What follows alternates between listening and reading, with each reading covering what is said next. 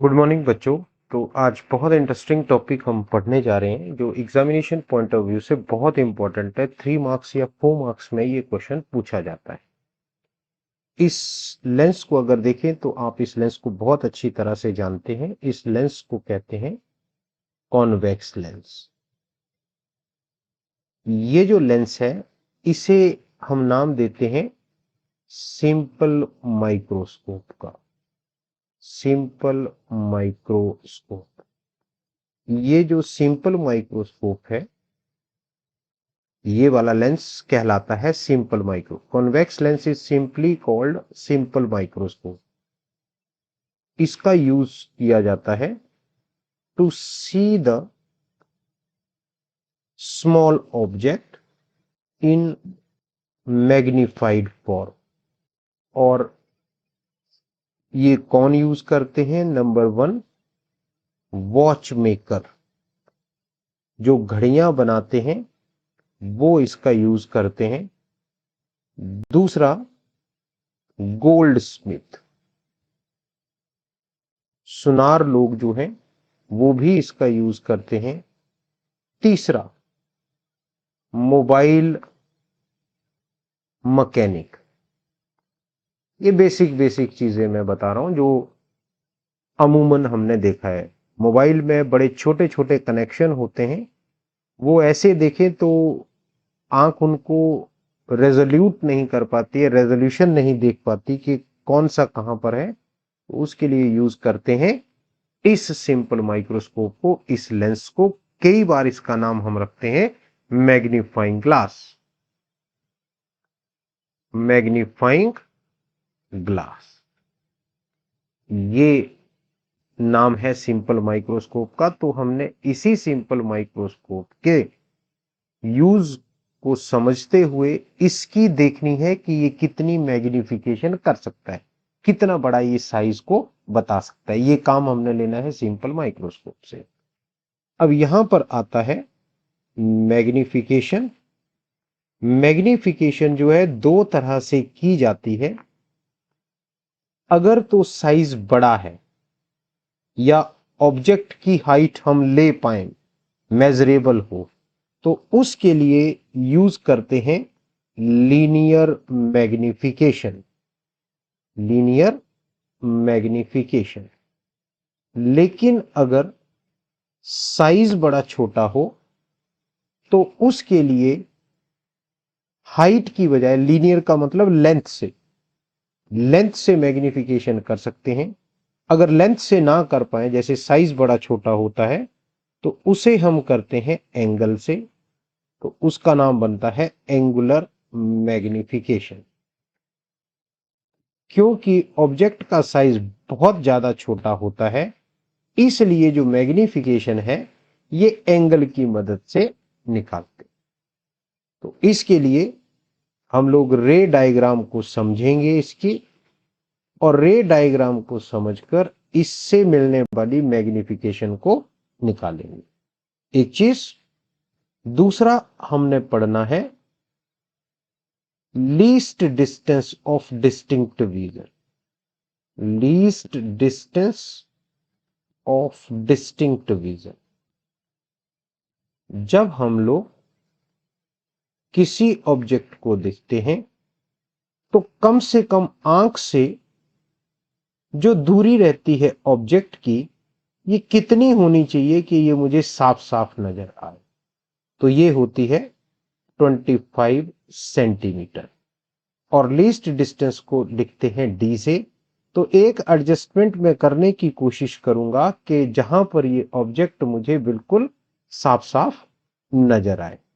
तो करते हैं शुरू इस सिंपल माइक्रोस्कोप को, लेते हैं इसकी डायग्राम और करते हैं इसकी कैलकुलेशन। बहुत इंपॉर्टेंट एग्जाम।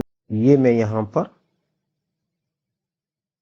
एक लेंस ले लेता हूं इस तरह से, और ये ले लेता हूं मैं एक प्रिंसिपल एक्सिस इस तरह से। इस पॉइंट का नाम रखा मैंने ओ, और इसका नाम रख दिया मैंने F। निकालना है हमने angular magnification. to calculate angular magnification.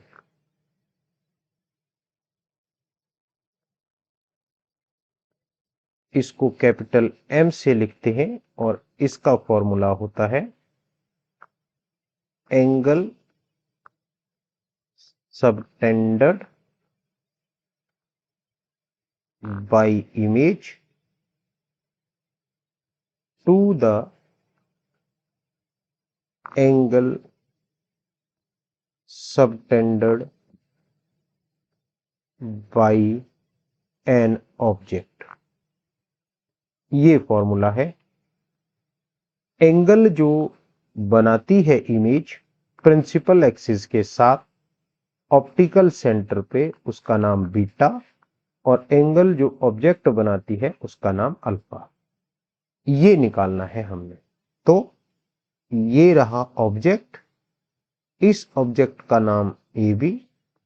यहां से एक रे सीधी गई, जो सीधी जाएगी वो टकराकर फोकस से निकलेगी, दूसरी ऑप्टिकल सेंटर से जाएगी और इस तरह से मिलेगी। और अगर मैं इसको इंक्रीज करूं तो ये कहीं ना कहीं पर मिलती हुई मुझे नजर आएगी। जहां ये मिलेगी उसका नाम बनेगा image A dash B dash. अब मैग्निफिकेशन जब निकालेंगे, साइज देखेंगे तो इमेज का साइज बड़ा और ऑब्जेक्ट का साइज छोटा। ये जो अल्फा और बीटा है, ये एंगल हमने लेने हैं प्रिंसिपल एक्सिस के ऊपर ऑप्टिकल सेंटर O से। अगर मैं इस एंगल की बात करूं, तो ये जो ऑब्जेक्ट की हाइट है ये भी यही एंगल बना रही है और इमेज भी यही बना रही है, क्योंकि O दोनों के लिए कॉमन है। तो इस प्रॉब्लम को समझते हुए हम यहां पर मैग्निफिकेशन को नहीं निकाल सकते कि कितना साइज बड़ा होगा। इस प्रॉब्लम को शॉर्ट आउट करने के लिए जो इमेज की हाइट है, इस हाइट पर मैं ए बी की हाइट के इक्विवेलेंट एक हाइट काट लूंगा, ये वाली, और इसका नाम रख दूंगा के।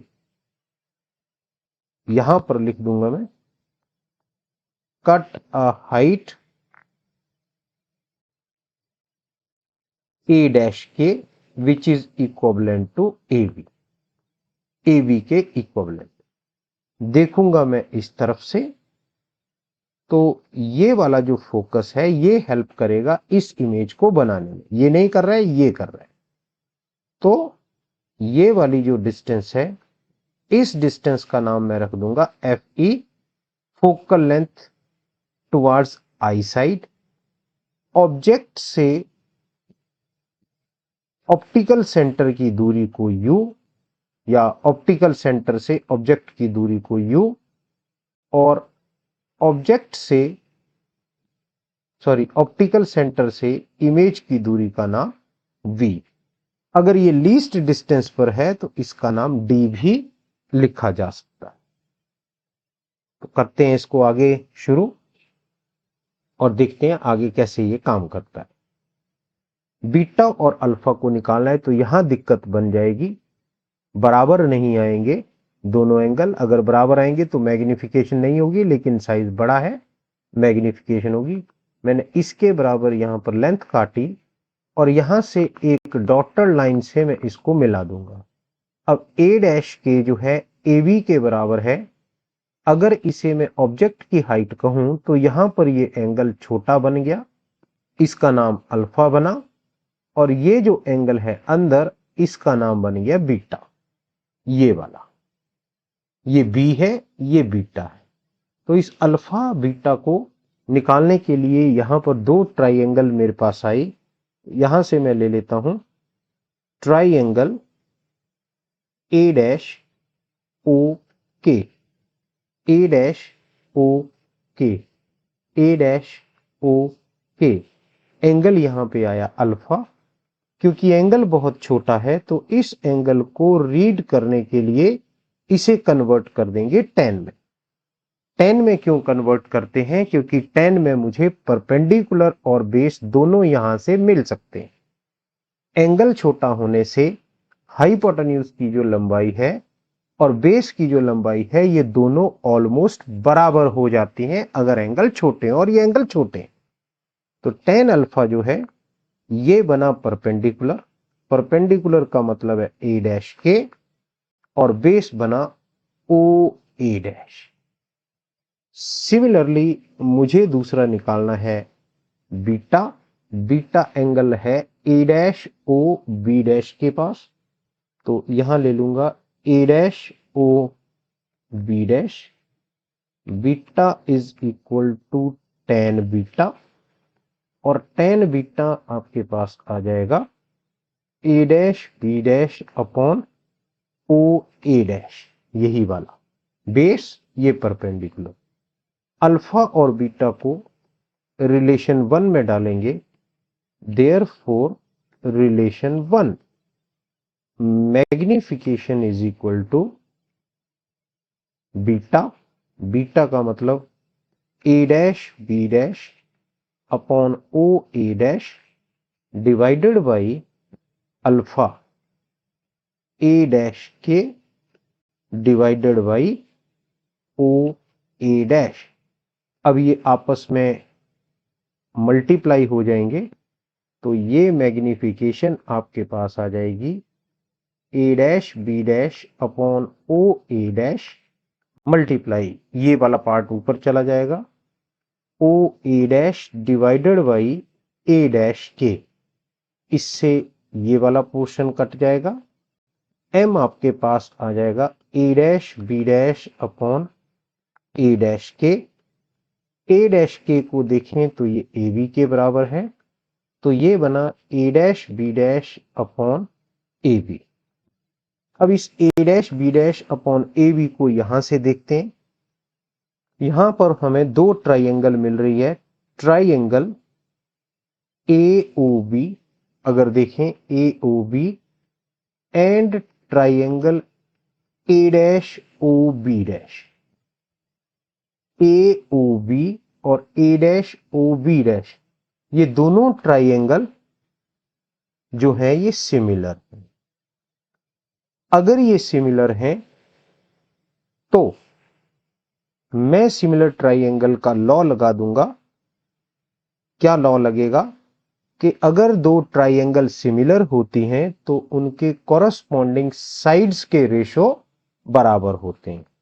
तो यहां पर A dash B dash upon A B अगर लेंथ देखें, ए डैश बी डैश और ए बी इस ट्राइंगल और इस ट्राइंगल से, तो इनके परपेंडिकुलर है। इनका रेशो अगर लेते हैं तो इनके बेस के रेशो के, अगर ए डैश बी डैश बड़ी ट्राइंगल है तो बड़ी ट्राइंगल का बेस बना ओ ए डैश और छोटी ट्राइंगल का बना ओ ए। यहां पर लिख देंगे कॉरस्पॉन्डिंग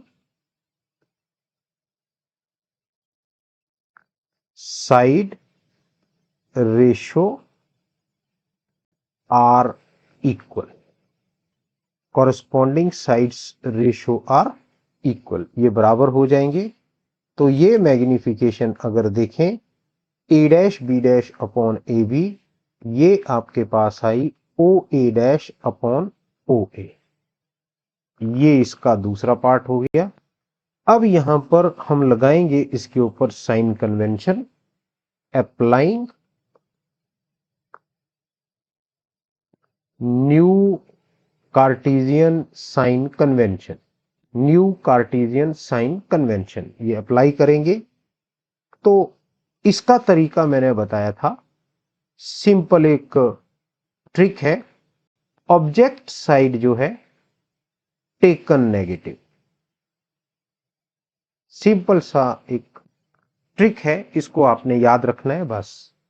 तो ऑब्जेक्ट जो है ये लेफ्ट साइड को है जिसकी दूरी u है, इस तरफ को कुछ भी आएगा वो सारा नेगेटिव, और जो इससे दूसरी तरफ आएगा वो पॉजिटिव क्यों है उसको बाद में कभी डिस्कस कर लिया जाएगा। अभी आप यही समझेंगे कि ऑब्जेक्ट वाली साइड जो है वो नेगेटिव आपने लेनी है न्यू कार्टेशियन साइन कन्वेंशन के कारण।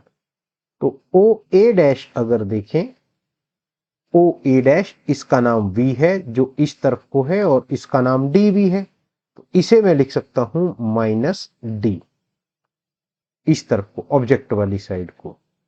और ओ ए जो है इसका नाम U है, ये भी इसी तरफ को है, तो इसका नाम बन गया U। तो ये जो मैग्निफिकेशन है ये आई -D बटा -U, माइनस से माइनस कट गया तो ये बन गया D/U। तो एंगुलर मैग्निफिकेशन बनी D/U।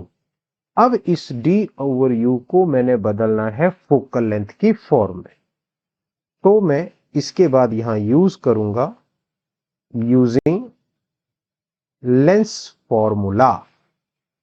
लेंस फॉर्मूला अगर देखें तो ये -1/U plus 1/V equal to 1/F। अब इसके ऊपर भी अप्लाइंग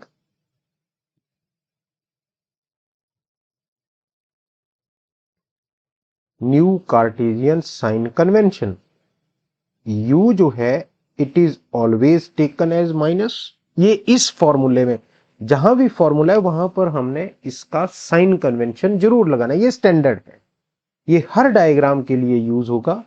किसी डायग्राम में ऑब्जेक्ट जो है लेफ्ट साइड में है तो इमेज राइट साइड में बनती है, तो हर एक के लिए आपने इसको अप्लाई करना है।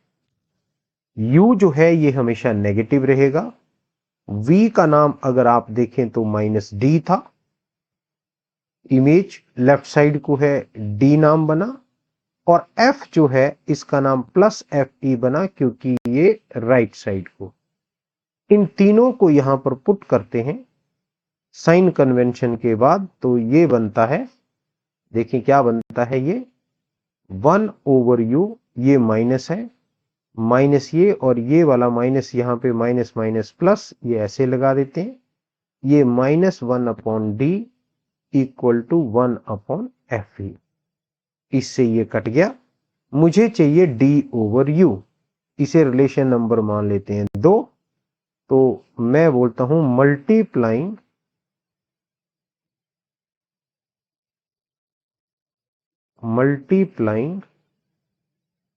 By D both side,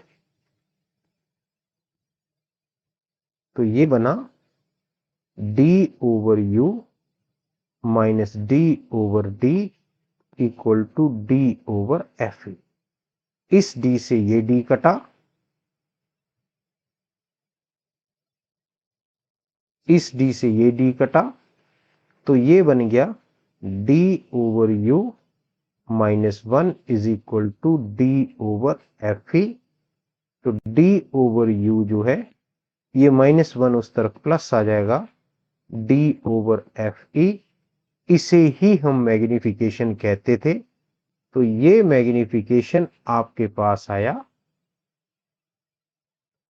equal to D/U equal to 1 plus D/FE। तो magnification is equal to 1 plus D/FE। ये आपने निकालना था, वेरी इंपॉर्टेंट क्वेश्चन है ये आपको इस तरह से सॉल्व करना है। कोई दिक्कत रहेगी तो आप मुझे कमेंट कर सकते हैं, दोबारा इसमें कुछ जानना हो उसके ऊपर कमेंट कर सकते हैं। Have a nice day, thanks and keep watching my channel, thank you.